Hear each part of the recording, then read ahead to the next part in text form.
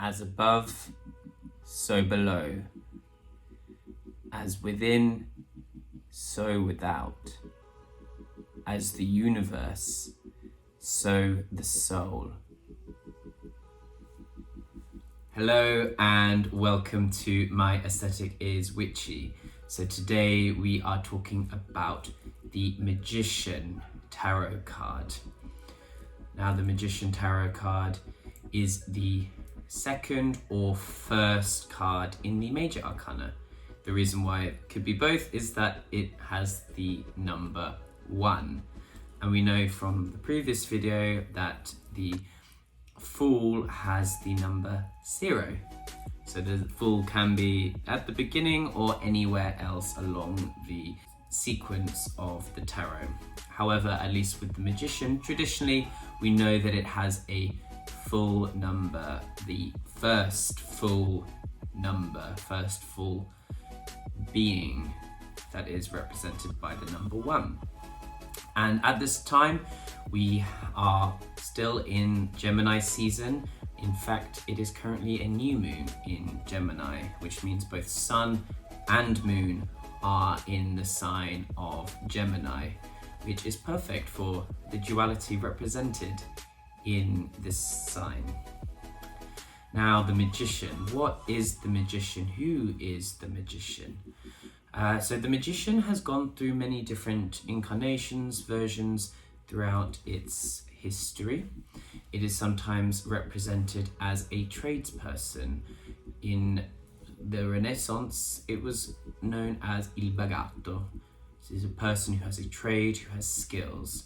Whether it is a magician, a magic magician, or a secular physical tradesperson, the main point here is that this is a card that represents skills, multiple skills, bringing those together and bringing different realms together.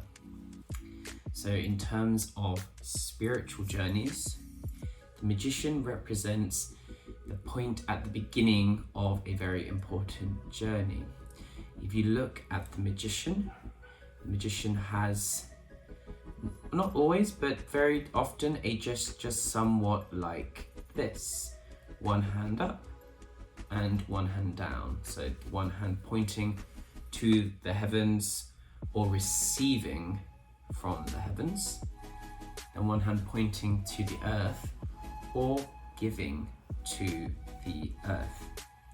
Now, if we look at Rachel Pollack's 78 Degrees of Wisdom, we will read that the Magician can be described as a lightning rod, a vessel.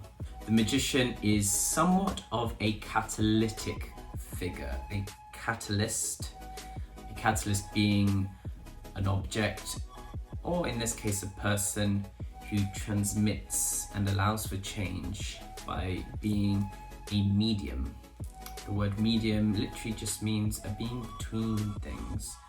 We know medium from spiritual medium, a person who during the spiritualist movement of the late 19th and early 20th centuries was said to be a medium between the spiritual, the ghostly world, and the physical world, or alternatively the world of the dead and the afterlife, or this current life, the world of the living.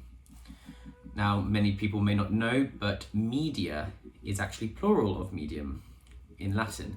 So social medium is a vessel, a medium in which we can socialize. So the plural of social medium is social media.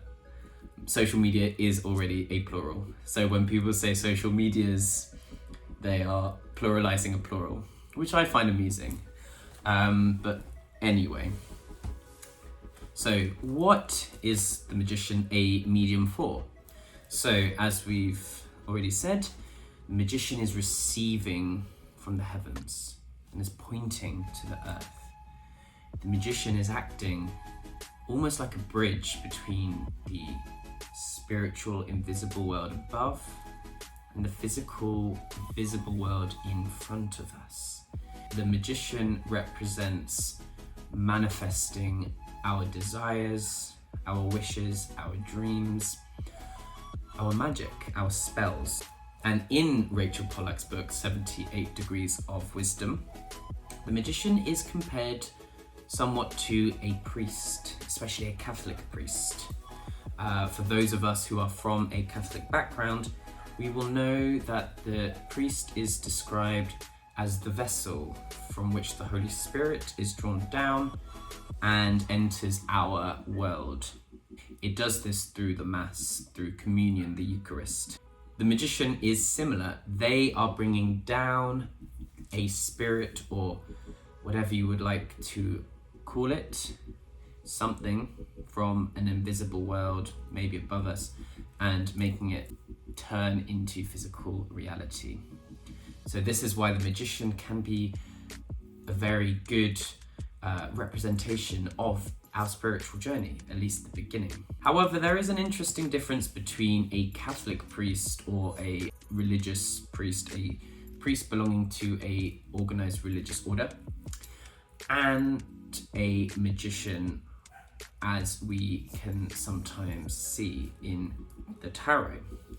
Magicians, wizards, witches in the past, at least in Europe and the Americas, were often seen as evil figures because they basically did what the church authority was doing, but on their own, without the religious authority that the church was bestowing. And much like the magician card, we also can have that power. For what is modern witchcraft but the ability to manifest our thoughts and our desires into the world, creating our own spiritual world and life. Witchcraft is us giving ourselves the power and the ability to become that vessel from the heavens down to the earth. Now, if you look at the magician card, in many of its manifestations, it shows a person with a table in front of them, and on that table we can see a wand, a cup, a sword, and a coin, often with a pentacle written on it or drawn on it. Now, for those who already know this, I apologize, but these are the Minor Arcana, the 4 decks of the tarot. After the Major Arcana, where we are currently, we have the Minor Arcana, which has those 4 decks, and they correspond to the 4 elements. They're not necessarily all shown with these objects. This varies across different types of tarot, different versions of tarot, but the most commonly used are these 4. And again, the correspondences can change, but generally it is said that wands correspond to fire, cups correspond to water, swords correspond to air, and coins or pentacles correspond to earth. So what this really shows here is that the magician is mastering, or at least attempting to master, command over the 4 elements, which represent all sections of our life and our world. So what the magician is really representing is this mastery of skills in order to manifest. According to many traditions and many opinions, the magician corresponds to the sign of Gemini. Not always, but this is a widely accepted opinion or belief. The reason why is that Gemini is a master of multitasking. The Gemini is very frequently shown to have many different skills. Very intelligent is Gemini, and Gemini applies that intelligence in lots of different ways. So Gemini can be very useful if you would like to manifest. And Gemini, being the first air sign, also corresponds very nicely with this idea of the magician being at the start of our journey. Gemini is like that initial gust of wind that gets everything started and picked up and starts floating around, somewhat like a tornado. Gemini is a good time, especially new moon in Gemini, to begin our manifestation. A new moon, it's in the word new, really represents planting the seed to create a manifestation. So new moon in Gemini is where we want to plant a Gemini seed into our lives and then allow it to germinate, and then it will come into fruition within 6 months during the full moon of Gemini, which represents the completion. And then from then it will wind back down to create another new moon in a year's time. So I think this can be a wonderful time to really meditate on the Magician card, to really think about the Magician card, and to decide what place does the Magician have in our lives. The Magician card can represent a sudden and great burst of energy and inspiration. Inspiration, inspire, comes from the Greek word meaning to inhale, to breathe in. You are inspired by what you breathe in. It is related to the word spirit, and this really corresponds once again to Gemini, which is an air sign. And how else do we interact with air but through breathing? So the Magician can be a person, can be a figure, can be a time in our lives where we breathe in new ideas, new wishes, new dreams, new desires. We can breathe that in from above, take in from heaven, breathe it in, and then use our skills to manifest it down to the earth where it becomes physical reality. It is that combination, that dual nature, which again corresponds very nicely to Gemini, who is the master of duality. And if we compare the Magician to the Fool, what we'll notice is that both of them are, at least in the Rider-Waite-Smith deck, holding a rod or holding a wand in their hand. But whereas the Fool is holding the wand or this rod rather recklessly, without any kind of concern, the Magician is holding it with purpose, with control. The Fool is out there exploring, is out there jumping off the cliff to do whatever, to embrace what the universe will throw at them. However, the Magician is instead trying to take control. The Magician knows what they are doing, or at least wants to think that they know what they're doing and wants to show the world that they know what they're doing. And the Magician is holding it with purpose. This is us manifesting. We are taking control of the universe around us, and we are putting it back out into the universe.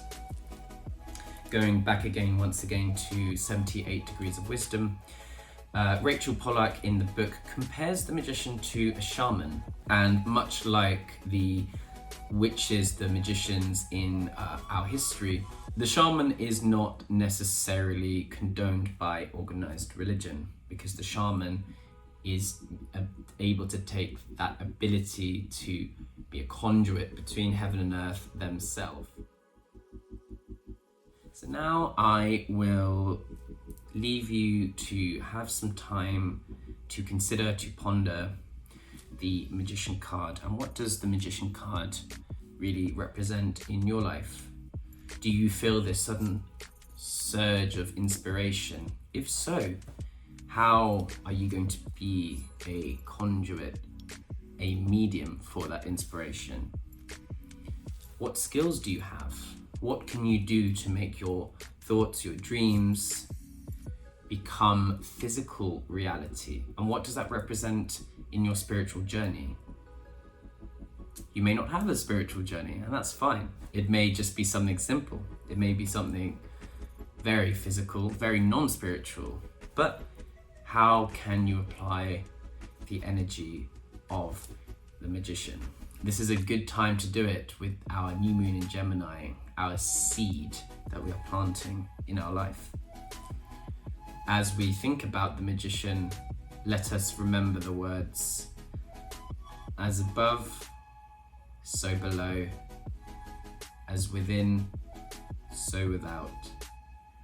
as the universe, so the soul.